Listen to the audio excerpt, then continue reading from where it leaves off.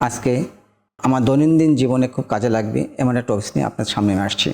আজকে আমার টপিক হলো যে অনিয়মিত মাসিককে কিভাবে নিয়মিত করা যায়।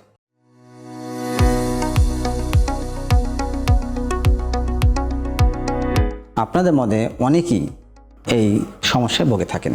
ফার্স্টে আমরা জেনে নেই অনিয়মিত মাসিক কি। একজন মায়ের মাসিক সময়কাল কতটুকু, ঋতুকাল, মেনস্ট্রুয়াল সাইকেল কতটুকু।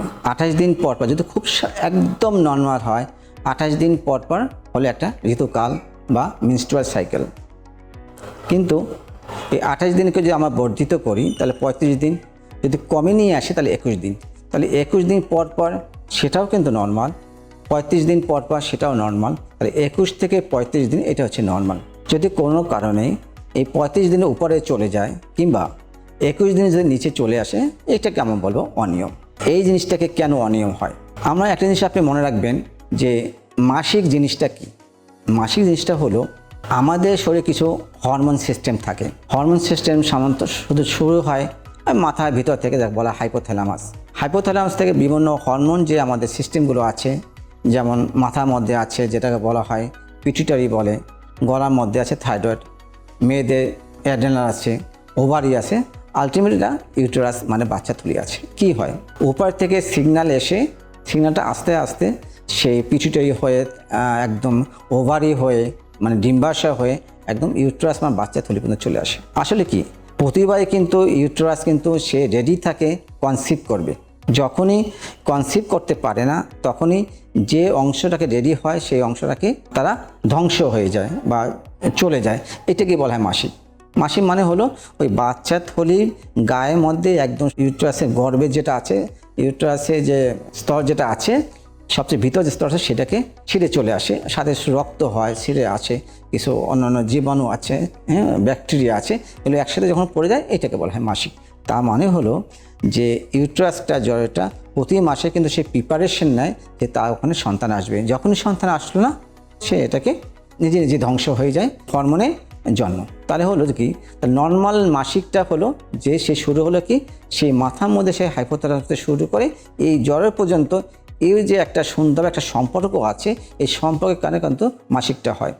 কোনো কারণে যদি এই সম্পর্কটা যদি বিঘ্ন ঘটে তাহলে কিন্তু মাসিকটা শান্ত উল্টাপাল্টা হয়ে যায়। তার মানে কি, হরমোনের ভারসাম্যহীনতা, আমরা যদি বলি হরমোনের ভারসাম্যহীনতার জন্য কিন্তু এই মাসিকটা উল্টাপাল্টা হয়। এটা কাদের বেশি হয়, যাদের ধরেন একটু কম বয়সে যে ছেলেমেয়েরা যাচ্ছে 18 বছর নিচে, তাদের অনেক সময় হরমোন সিস্টেমটা অত ভালো থাকে না, কিংবা বাচ্চা হওয়ার পরবর্তী কিছুদিন, কিংবা একদম যখন মাসিক বন্ধ হবে তা আগে কিছু দিন পর্যন্ত এই ভারসাম্যহীনতা থাকে না।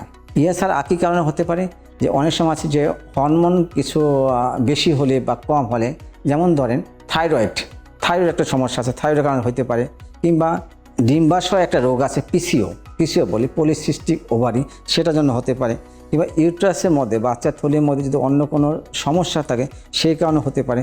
যদি কারো যদি ওজন খুব বেশি হয়, ওজন খুব কম হয়, সে কারণে মাসিক অনিয়মিত হতে পারে, কিংবা সে অন্য কোনো ওষুধ খেলো, যে অন্য সমস্যার জন্য ওষুধ খেলো, ওষুধের কারণে কিন্তু এই মাসিক উল্টোপাল্টা হতে পারে। এই উল্টোপাল্টা হলে যে আপনি কী করবেন, আপনি অবশ্যই একজন ডাক্তারের কাছে আসবেন আর ডাক্তারের কাছে পরামর্শ নেবেন। যদিও বা আমরা বলি যে কম বয়সে যদি মাসিক উল্টোপাল্টা হয়, আমরা বলি যে বয়স হলে ঠিক হয়ে যাবে। আবার কাকেও বলি যে সে বয়স 18 হলো, 19 হলো, 20 হলো, মাসিক উল্টোপাল্টা হলো, অনেক সময় আপনারাও মনে করেন, আমরাও মনে করি যে না এটা বিয়ে হলে ঠিক হয়ে যায়। না, এই কথা কিন্তু ঠিক না। আপনি ডাক্তারের কাছে আসবেন, নির্দিষ্ট কোনো সমস্যা না থাকলে দেন আপনি বলতে পারেন যে ওয়েট করেন এবং আপনি ডাক্তার অবশ্যই শরণাপন্ন হবেন। কোনো জিনিস কি আপনি সহজ করে দেখার দরকার নেই, আপনাকে অবশ্যই একটা ইম্পর্টেন্স দিয়ে আপনার কথা জিনিসগুলোকে দেখতে হবে। আসেন আমরা তাহলে কী হবো, একজন ডাক্তারের কাছে যাওয়া ভাষে কী করে, সে করে এই যে আপনার বললাম যে হরমোনের ভারসাম্যহীনতা, এটা কীভাবে বুঝবে, এই জিনিসটা কী। একজন ফিমেল মানে মেয়ে মানুষের তার হরমোন বেশি দরকার হয়, তার নাম হলো তার মেলি হরমোন, FSH, LH, এস্ট্রোজেন, এগুলো মেলি হরমোন। আর পুরুষালী হরমোন টেস্টোস্টেরন বলা হয়, অ্যান্ড্রোজেনগুলো বলা হয়। তো কারো হয় কি যে ওই যে বললাম আপনাকে হরমোনের ভারসাম্যহীনতা, তার মানে কি মেলি হরমোনগুলো কমে যায়, ছেলেদের হরমোনগুলো একটু বেশি হয়ে যায়। তো এইটা যদি হয় তাহলে আপনার সেটা টেস্ট করে দেখতে হবে যে কিছু হরমোনের টেস্ট আছে, আপনি ডাক্তার কাছে গেলে যে হরমোনটা দেখবে, হরমোন কিছু নাম আছে, আমি আপনাকে এলএইচ বলে, এফএসএস বলে, অ্যান্ড্রোজেন বলে, টেস্টোস্টেরন বলে, এই টেস্টগুলো দিয়ে দেওয়া হয়। আবার থাইরয়েডের প্রবলেম থাকে অনেকে, কিন্তু আবার এই মাসিক উল্টোপাল্টা হতে পারে। যেমন থাইরয়েড আপনি দেখছেন গলার কাছে আমার বলি গলগণ্ড রোগ, থাইরয়েড কারো বেশি হলে কম হলে মাসিক তা উল্টাপাল্টা হতে পারে। আবার দেখবেন একজন মেয়ে খুব মোটা হয়ে গেছে, তার অনাকাঙ্ক্ষিত কিছু পশম হলো, তার দাড়িতে হলো, কানের কাছে হলো, বুকের কাছে হলো, এই অকাঙ্ক্ষিত রোম আছে, তার ওভারিটা খুব বড় হয়ে গেল, ডিমগুলো ফোটে না, একে বলে পিসিও হলে কিন্তু মাসিক উল্টাপাল্টা হয়। কারো আছে এরকম যে 2-3 মাস মাসিক হলো না, হঠাৎ করে খুব বেশি হয়ে গেল, আপনার তাড়াতাড়ি ডাক্তার কাছে চলে যান, উদ্বিগ্ন হয়ে যান, কিন্তু এগুলো একটা চিকিৎসা দরকার। তা আপনি এই ডাক্তারের কাছে গিয়ে যাবে, তারা হরমোন টেস্ট করবে, সে একটা নর্মালি আপনাকে একটা আল্ট্রাসাউন্ড করতে পারে, সেই আল্ট্রাসাউন্ডটা পেট উপর দিয়ে হতে পারে, মাসিক রাস্তার ভিতর দিয়ে হবে, যেটা দরকার ডাক্তার বলে দেবে। থাইরয়েডটা আপনাদের টেস্ট করানো হবে, যে সমস্যা পাবে সেই সমস্যা হিসাবে আপনাকে চিকিৎসা দেওয়া হবে। সুতরাং আপনি কিন্তু ডাক্তারের কাছে যাবেন, ডাক্তার কাছে গেলে কিন্তু আপনার সমস্যাগুলো সমাধান হবে এবং সমস্যাগুলো ধরা পাবে। তবে হ্যাঁ, আমরা কিছু জিনিসগুলোকে উপদেশ দিয়ে থাকি। যেমন ধরেন থাইরয়েড সমস্যা হলো, আপনি থাইরয়েডের চিকিৎসা নিলেন, কিন্তু কারো খুব ওজন বেড়ে গেল, তারপর ওজন কমাতে হবে। তো ওজন কমানো মানে কি আপনি না খেয়ে থাকবেন? না, আপনি না খেয়ে থাকলে ওজন কমবে তা নয়। আপনি যেই খাবারগুলো খেলে আপনাকে ওজন বাড়বে না সেই খাবারগুলো আপনার খেতে হবে। আবার হলো তবে লাইফস্টাইল মডিফিকেশন আপনার করতে হবে।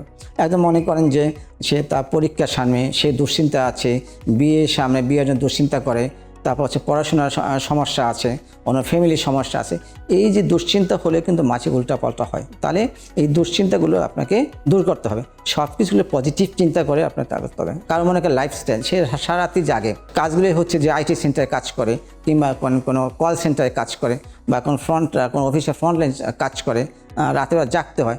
এই জিনিসগুলো অভ্যাসগুলো একটু পরিবর্তন করতে হবে। বা কারো ওজন বেশি হচ্ছে, ওজনটা একটু কমিয়ে নিতে হবে, খাবার অভ্যাস করতে হবে, তাই একটু করে একটা ব্যায়াম করতে হবে। ব্যায়াম করা মানে যে আপনি ব্যায়ামাগারে যাবেন, আপনি জিমনেশিয়ান যাবেন, জিমে যাবেন না, এমন কোনো দরকার নেই। বাড়িতে বসে আপনি হালকা ব্যায়াম করতে পারেন, ইউটিউব দেখলেন, ব্যায়াম করলেন, ভরিগুলো কমালেন, ওজনগুলো কমালেন, এই ব্যায়ামগুলো আপনি করবেন। সবচেয়ে ভালো হলো যে আপনি যদি সপ্তাহে যদি 6 দিন বা 5 দিন যদি আপনি 20 মিনিট করে হাঁটেন, এটা ভালো। সেটা না হাঁটতে পারে, বাড়ির ছাদ আছে, বাড়ির নিচে আঙ্গিনা আছে, আপনিও হাঁটেন, একটু রৌদ্র লাগান, এই জিনিসটাও করতে হবে। আর খাদ্যাভ্যাসকে আপনাকে চেঞ্জ করতে হবে। খাবার আছে যে খুব বেশি খায়, সে একদম মানে চিনি খাচ্ছে, ফাস্টফুড খাচ্ছে, মিষ্টি খাচ্ছে, এই মিষ্টিগুলো আপনাকে পরিহার করতে হবে। আর ফাস্টফুড দেখে একদমই আপনাকে নজর দেওয়া যাবে না। তাহলে এই জিনিসগুলোকে আপনাকে অভ্যাসের মধ্যে আনতে হবে। আর হচ্ছে যে সমস্যা তো অবশ্যই ডাক্তার কাছে, ডাক্তার আপনার চিকিৎসা দেবে। আপনি অনিয়মিত মাসিক হলে আপনি অবশ্যই ডাক্তার কাছে যাবেন, ডাক্তার আপনার সুন্দর পরামর্শ দেবে, গাইনোকোলজিস্টের দ্বারস্থ হবেন। আর যদি মনে করেন যে না, আপনি নারায়ণগঞ্জের বাসিন্দা, আপনি আমার আশেপাশে আছেন, আপনি আসেন, আপনার সাথে কথা হবে ইনশাল্লাহ। আমি যতটুকু পারি আপনাকে আমি পরামর্শ দিব। মনে হয় না যে আপনার কোনো সমস্যা হবে, আপনি উপকৃত হবেন। আমি doctor Jahangir Alam, gynaecologist, Narayanganj popular diagnose সেন্টারে আমার চেম্বার।